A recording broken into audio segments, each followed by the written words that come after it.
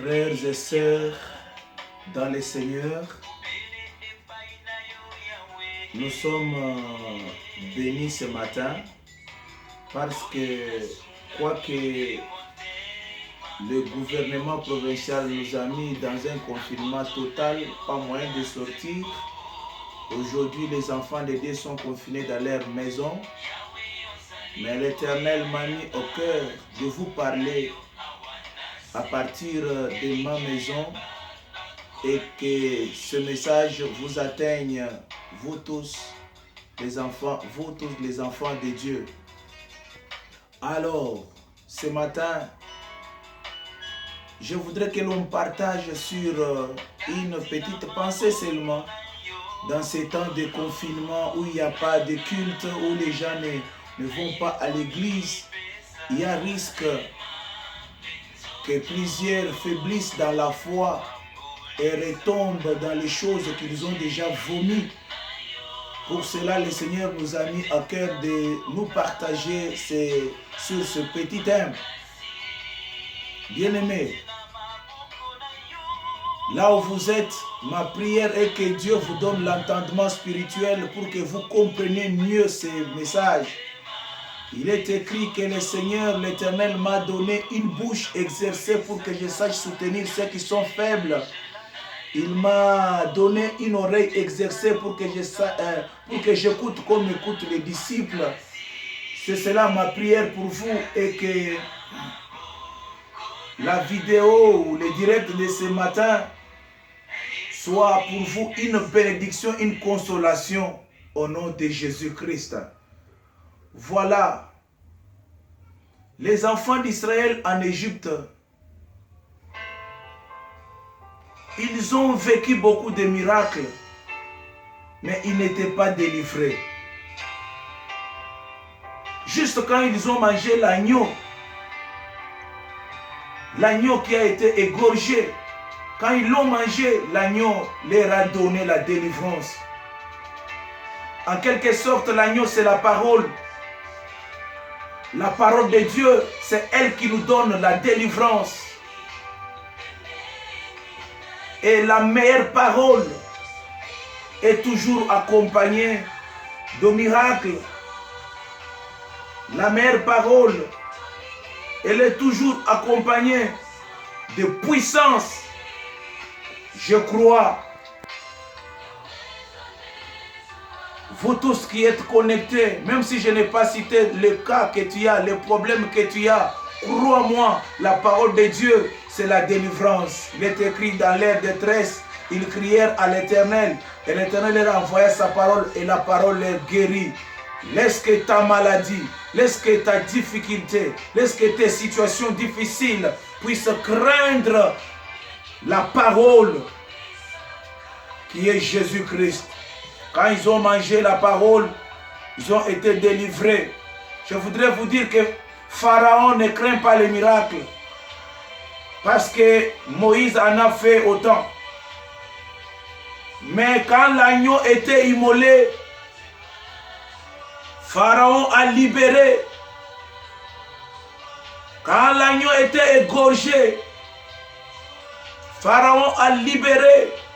Je voudrais vous dire par la parole de ce soir, de ce matin, les pharaons de ta vie, tout ce qui t'a bloqué, au moyen de la parole, bien-aimé, je vais te dire, tu as le résultat. Parce que cette parole que je vous dis, c'est l'épée de Dieu. L'épée à double tranchant. Cette parole, quand tu l'écoutes, ta délivrance est possible. Que Dieu bénisse.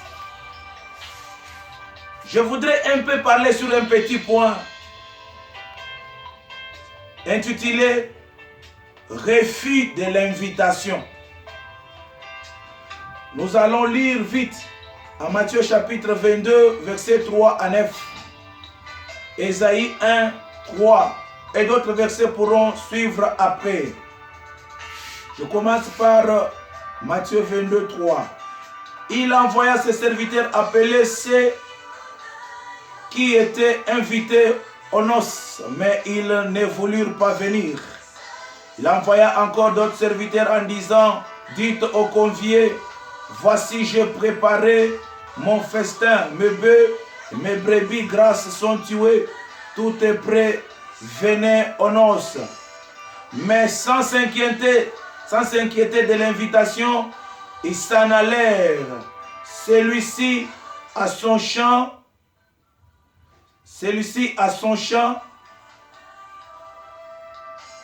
celui-là à son trafic. Et les autres se saisirent des serviteurs, les outragèrent et les tuèrent. Le roi fut irrité, il envoya ses troupes et fit périr ses meurtriers et brûla leur ville. Alors il dit à ses serviteurs, les noces sont prêtes, mais les conviés n'en étaient pas dignes. 9. Allez donc dans les carrefours et appelez aux noces tous ceux que vous trouverez. Que Dieu vous bénisse. Ce verset que nous venons de lire, bien-aimés, je ne voudrais pas parler dans la doctrine. Je ne voudrais pas non plus parler dans la révélation sur ce verset. Mais sur ce verset, je voudrais parler sur la face de la connaissance. La connaissance, c'est quoi? C'est prendre un verset plus un autre verset et les deux en tirer pour en tirer une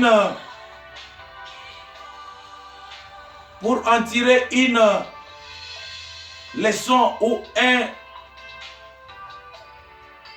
enseignement. Alors, pour ce matin, je voudrais vous dire, les versets ici parlent d'Israël qui a refusé l'invitation de Dieu, qui était Christ, qui a été envoyé pour eux.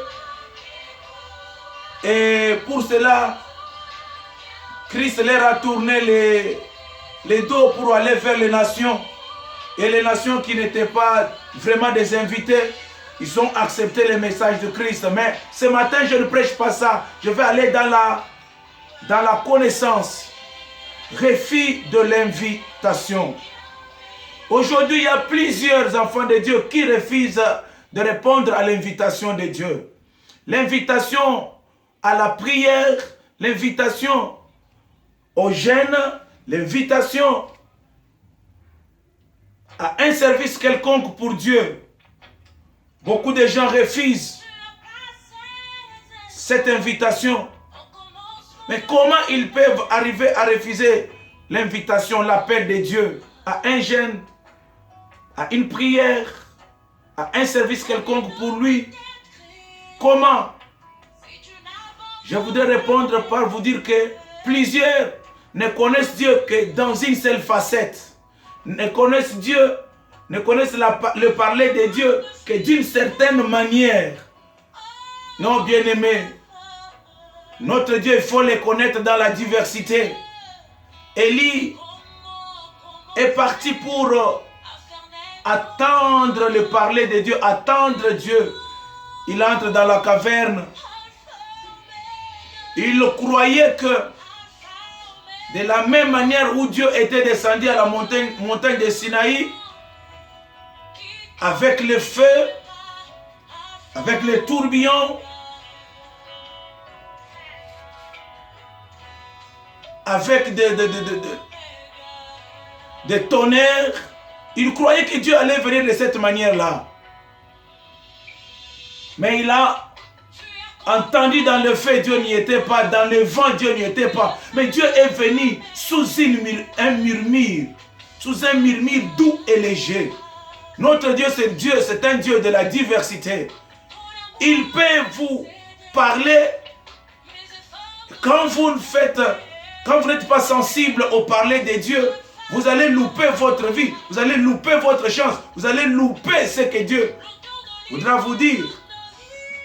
Par là, j'aimerais lire, excusez-moi, Job, J'aimerais lire dans l'Ancien Testament Job, verset...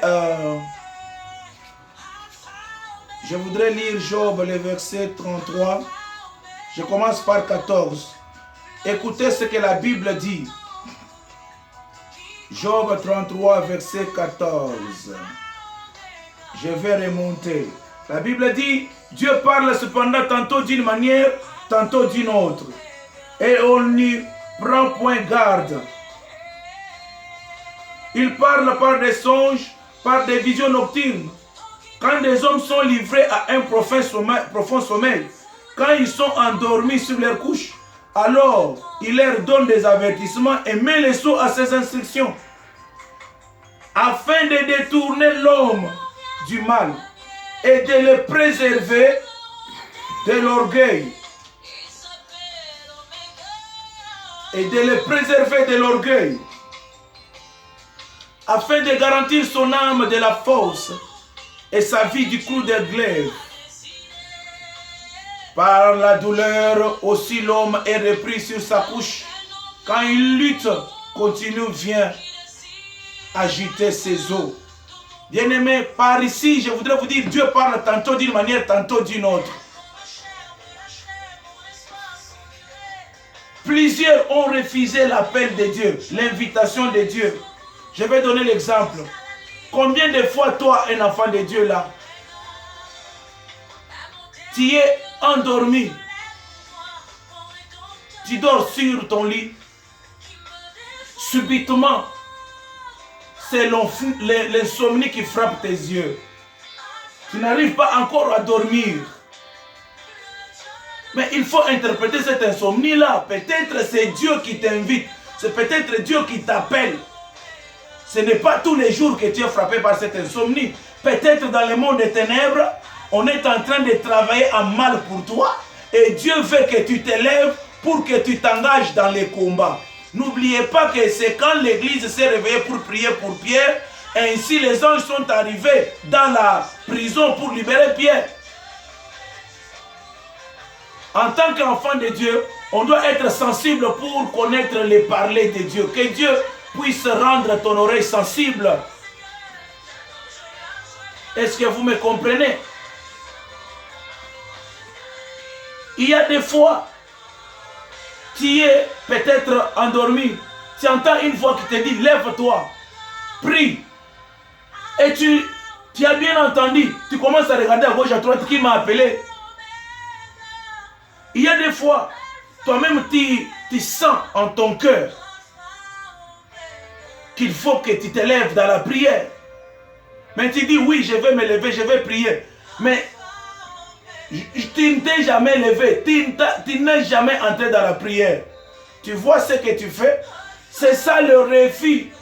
Dieu peut nous appeler par des événements. Dieu peut nous appeler par la voix audible. Dieu peut nous inviter, même au sommet, par l'insomnie. Dieu peut nous appeler, même quand il y a des difficultés.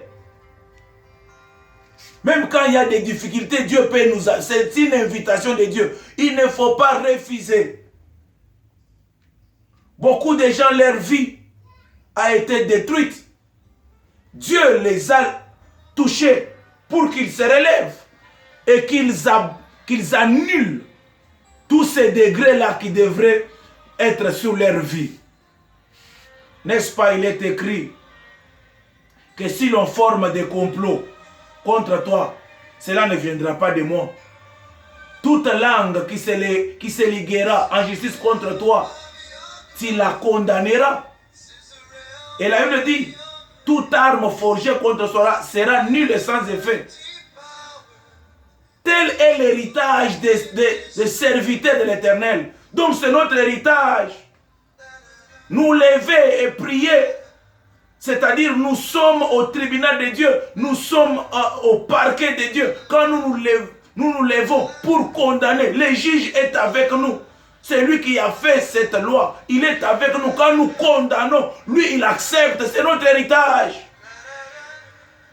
Il faut savoir t'élever dans la prière, il faut savoir t'élever quand tu as besoin de toi. Beaucoup de gens, parce qu'ils mangent bien, parce qu'ils dorment bien, parce qu'ils sont dans de bons mariages, parce qu'ils ont des enfants. Ils sont devenus insensibles au parler de Dieu.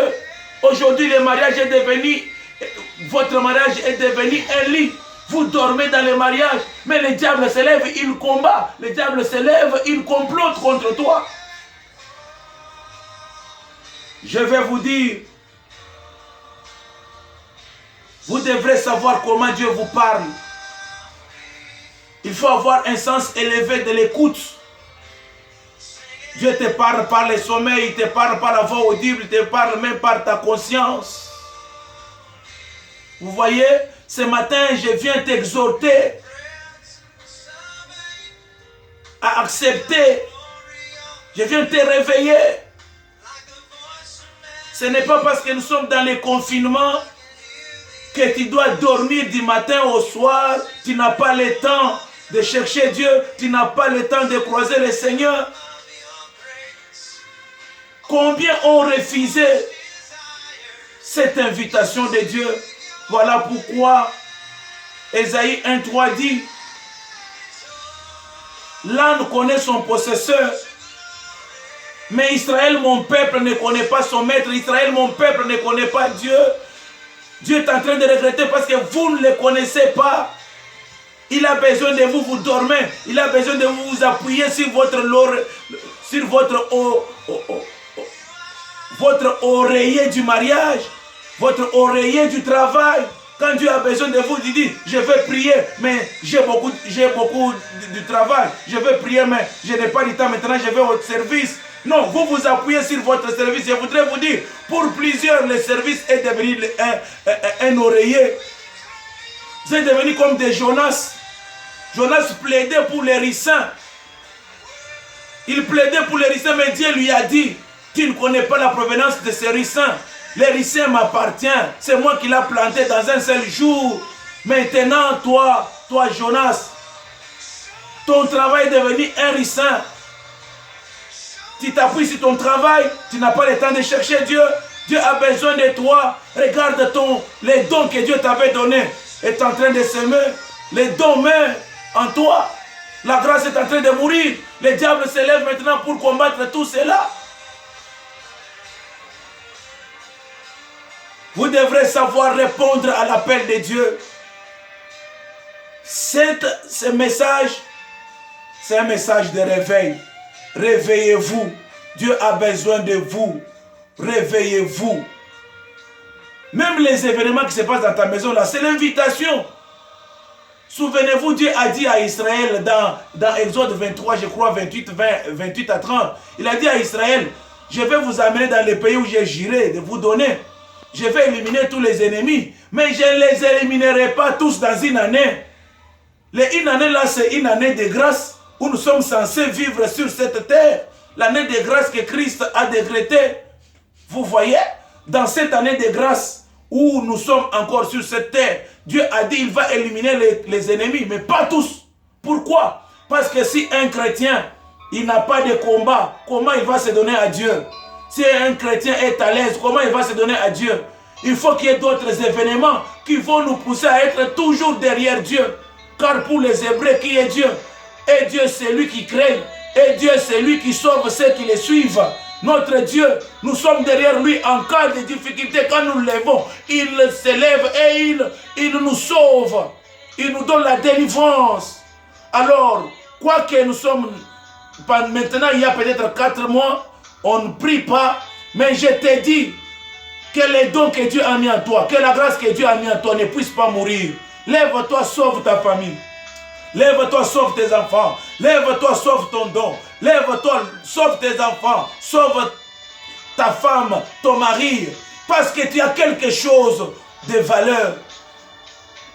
Ne refusez pas à l'appel de Dieu. Ça serait mal fait. Que Dieu vous bénisse. Oh, je sais que je ne suis pas vraiment entré en profondeur. Je viendrai à la prochaine avec un autre sous-thème pour renchérir ça, pour rendre encore très fort cette exhortation. Je vais parler sur Peniel. Que Dieu vous bénisse. Restez bénis. J'ai ainsi parlé. Restez bénis. Amen.